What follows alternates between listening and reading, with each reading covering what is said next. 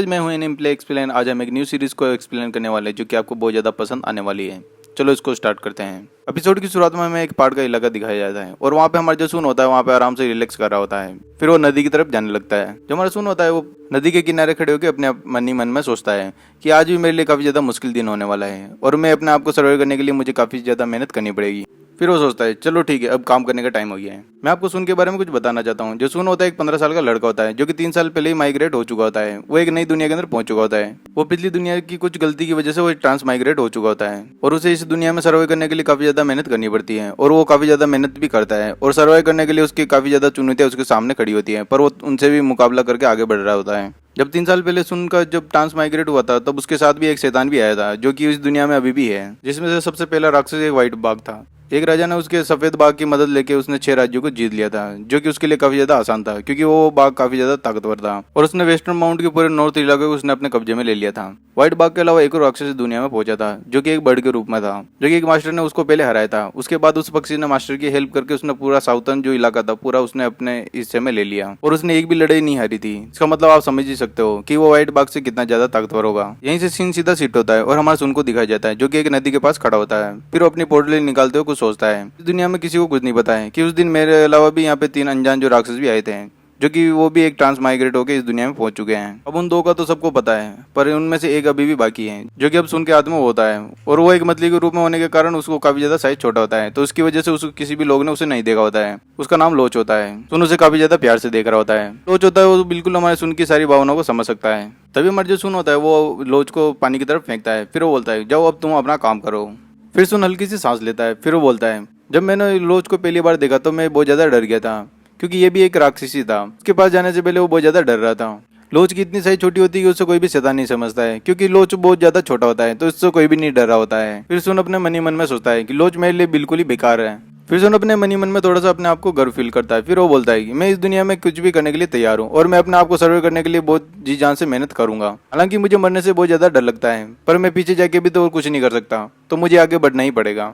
तभी लोच को बहुत ज्यादा टाइम हो चुका होता है। वो नदी के अंदर ही घूम रहा होता है। तभी सुन होता है उसको इशारे के भाषा में उसे बुलाने लगता है तुम और ज्यादा गहरे में मत जाओ क्योंकि अंदर बहुत ज्यादा ठंडा पानी है, तो तुम उसकी वजह से बहुत ज्यादा बीमार पड़ सकते हो और तुम्हारी मौत भी हो सकती है। तभी जो लोच होता है उसको इशारे की भाषा में वापस से समझाता है यहाँ पे कुछ मैंने अननोन चीजें देखी है। तभी हमारा जो सुन होता है फिर वो सोच में पड़ जाता है यार ऐसी कौन सी चीज हो सकती है। तभी हमारा जो लोच होता है फिर वो सुन को समझाने लगता है कि मैंने यहाँ पे कुछ मोती देखे हैं जो मैं उन्हें लेके आ सकता हूँ और मैं उन्हें लेने जा रहा हूँ। लोच मोती की तरफ जाने लगता है। लोच अपने मन ही मन में सोचता है आज का दिन तो काफी ज्यादा अच्छा है क्योंकि उसे आज मोती मिल चुके होते हैं। इनसे उनका कुछ दिन का खाना पीना हो जाएगा। लोच मोती की तरफ जा ही रहा होता है कि उसको पीछे से जो पिराना आ रही होती है उसे बिल्कुल भी नहीं दिख रही होती है। वो पूरा का पूरा झुंड होता है। लोच उन्हें देख के काफी ज्यादा घबरा जाता है। यहीं से सीन सीधा शिफ्ट होता है और हमें कुछ पहाड़ों का इलाका दिखाया जाता है जहाँ पे हमारा सुन का घर होता है और वहाँ पे उसकी जो छोटी बहन होती है वहाँ पे उसका इंतजार कर रही होती है। अब सुन और लोच दोनों घर आ चुके होते हैं। सुन गेट को खड़खड़ा रहा होता है। तभी उसकी जो बहन होती है फिर वो बोलती है आज शायद भैया जल्दी आ चुके हैं। तभी वो गेट को खोलने लगती है। फिर वो बोलती है आज तो भाई आप बहुत जल्दी आ चुके हैं, ऐसा क्या हुआ। तभी सुन की जो छोटी बहन होती है वो प्यार से सीधा उसके भाई की तरफ भागती है, भाग के उसे गले लगा देती है। तभी हमारे जो सुन होता है फिर वो बोलता है तुम यहाँ पे प्यार से भी तुम मुझे आके गले लगा सकती हो, तुम्हें इतना भागने की जरूरत क्या थी। तभी जो सुन होता है उसकी छोटी बहन को नीचे बिठाता है। फिर वो बोलता है आज मैं तुम्हारे लिए क्या लेके आऊँ, तुम इसे देख के काफी ज्यादा शौक हो जाओगी। तभी उसको जेब में से वो हाथ डाल के वो मोती निकाल के दिखाता है ये देखो हमारा ये इससे काम हो गया है, अब हमें और ज्यादा भूखा नहीं सोना पड़ेगा और हम इससे बहुत ज्यादा टाइम तक खाना खा सकते हैं और बहुत ज्यादा सर्वाइव भी कर पाएंगे। ये देख के सुन की बहन काफी ज्यादा खुश हो जाते हैं। फिर वो बोलते हैं ये तो बहुत ही अच्छी बात है। तभी जो सुन की बहन होती है फिर वो सुन को बोलती है कि आज तो हम पेट भर के खाना खा सकते हैं क्या। तभी जो सुन होता है फिर वो बोलते हैं आज हम दावत करेंगे। आज घर पे कुछ आलू और कुछ गाजर ही बचे हुए हैं और उनके साथ कुछ चावल भी बचे हुए हैं, आज उन्हीं को हम पका के खाएंगे। जो सुन की बहन होती है आज बहुत ज्यादा खुश होती है।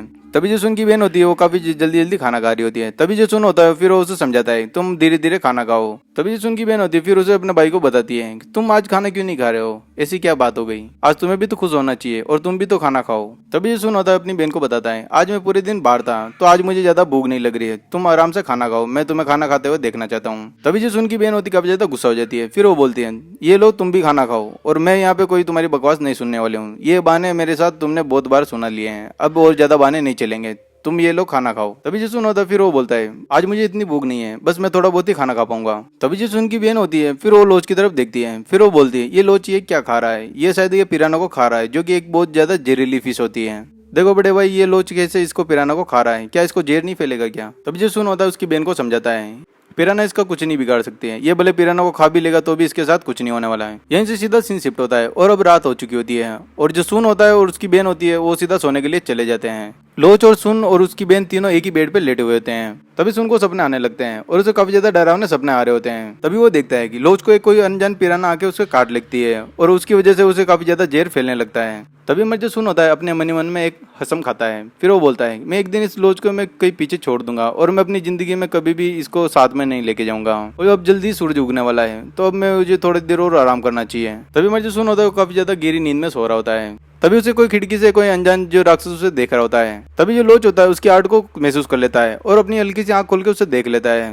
तो वो सारा मामला समझ जाता है। राक्षस होता है वो सुन के घर के ऊपर हमला करने के लिए आगे बढ़ता है और सुन के घर को अपने पेड़ से जोर से दबाने लगता है। लोच उसकी सारी हरकतों को पहले देख लेता है। लोच जल्दी करके जो सुन की बॉडी के ऊपर जाके बैठ जाता है और उसकी बॉडी के अंदर जाने लगता है और अपनी मैजिक पावर को यूज करता है। अब लोच की जो पावर होती है वो सीधा सुन के अंदर चली जाती है और जो सुन की जो पूरी बॉडी होती है वो काफी ज्यादा चमकने लगती है। जो राक्षस होता है वो सुन के घर को पूरा दबा के वहां से चले जाता है और गाँव वालों को वहां पे कुछ भी नहीं पता होता कि यहाँ पे क्या हो रहा है। वो बिल्कुल राक्षस धीरे से आया था और सीधा सुन के घर के ऊपर हमला करके वहां से निकल जाता है। गांव के सारे लोग वहां पे सो रहे होते हैं और किसी को अभी तक कुछ भी नहीं मालूम होता है। और इसी के साथ ये एपिसोड यहीं खत्म होता है। ये एपिसोड आपको कैसा लगा आप हमें कमेंट करके बता सकते हैं। अगला एपिसोड हम जल्दी लेके आने वाले हैं। इसी के साथ गुड बाय।